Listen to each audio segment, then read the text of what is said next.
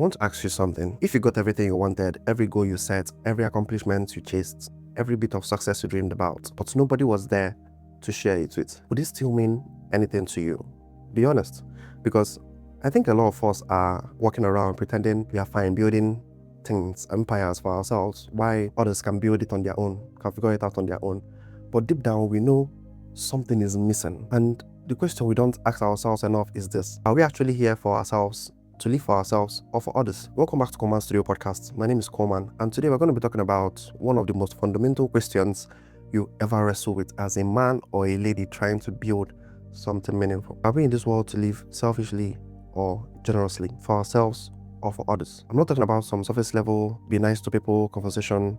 I'm talking about the core philosophy that shapes how you spend your time, your energy, your resources, and your attention. Because here's the truth: the way you answer this question will determine the quality of your relationships, the depth of your purpose, and whether or not you actually feel fulfilled at the end of the day. So let's talk about it. A few months ago, I was sitting across from a guy I respect a lot.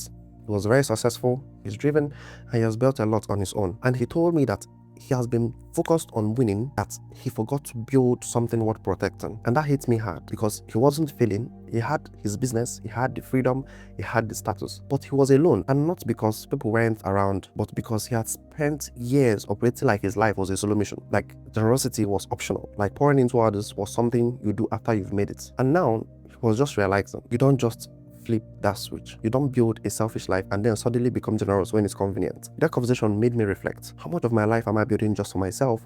And how much am I building with others in mind? Here's the part nobody tells you. Living for yourself and living for others aren't opposites. They are tensions you have to manage properly. And most guys get stuck because they think it's one or the other. Either you grind for yourself, focus on yourself, grow, and ignore every other person as if you're in a solo mission, or you're out there sacrificing everything you have, burning out, trying to please people that don't even care. But that's false choice. The real question is, what does it look like to live generously without losing yourself? Now, let me break this down for you. Living selfishly doesn't mean being greedy or evil. It simply means operating from a place where your comfort, your goals, your preferences, and your conveniences are the center of every decision. You help people when it fits your schedule. You show up when you feel like it.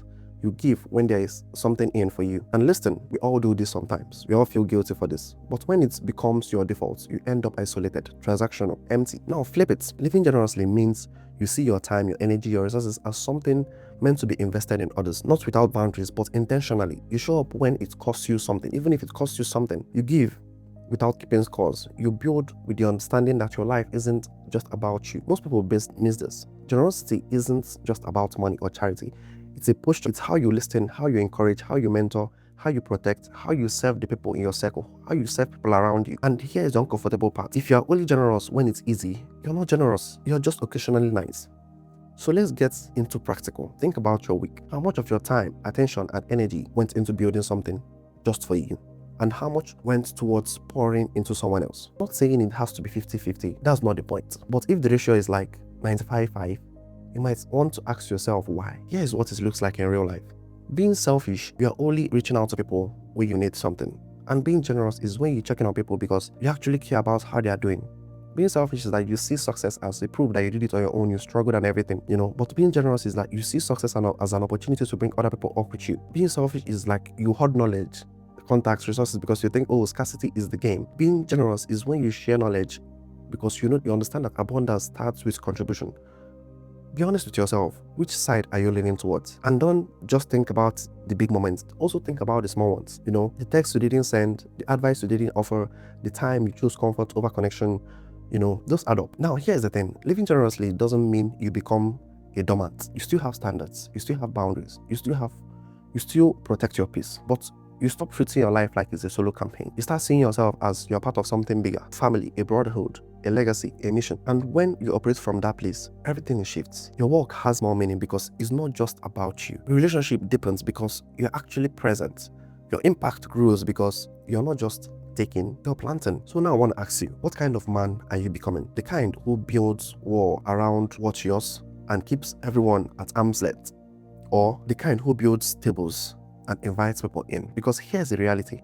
No, you can't build a legacy alone. You can accumulate alone, but you can't create meaning alone. And one day when you look back, the question won't be how much did I get? It will be who did I become and how or who did I bring with me? This isn't about some grand gesture. It's about the daily decisions to live open-handed instead of tight-fisted, to see your gifts, your time, and your resources as tools for others, not just trophies for yourself. Nobody's asking you to be perfect, but you have to be intentional. You have to choose selfish or generous, isolated or connected, for yourself or others. And that choice, it shows up in the small moments way before it shows up in the big ones. So own it. Look, I get it. It's easier to live for yourself. It's cheaper, it's everything, it's more convenient. It's safer, it's more controlled.